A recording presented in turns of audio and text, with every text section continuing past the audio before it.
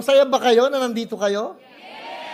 Amen. David said that actually. You know, he could have everything in the world. Pero sabi ni David, one day in the house of God, better than 1,000 days in the world. Noon, ang house of God before is in a place. Pero ang house of God ngayon is in you. Tayo ngayon yung bahay ng Diyos. At every time na magsasama-sama tayo, that's enough actually to be happy. Enough actually to overcome whatever things that we are going through araw-araw sa buhay natin. Amen? Ang goal natin actually, before, akala natin, ang goal natin, yung church, maging reason siya para makilala ang Diyos. Sa totoo lang, kilala naman ng maraming tao, lalo sa Pilipinas, ang Diyos eh. Pero the point is this, ang gusto natin, through our church, makilala ng tao ang Diyos through us. Yung bang makilala si Lord sa pamamagitan ng mga buhay natin. That's why we are pursuing maturity. Na kung naging mabait ka last year, mas magiging mabait ka ngayon. Mas magiging mapagpatawad ka ngayon. Mas magiging generous ka ngayon. Mas magiging understanding ka ngayon. Why? Because what we want actually is to really bring Christ to the people, not the other way around. Ang gusto natin, bawat tao makilala ang Diyos through the Bible that they are reading, not in pages, but in the way we live our life.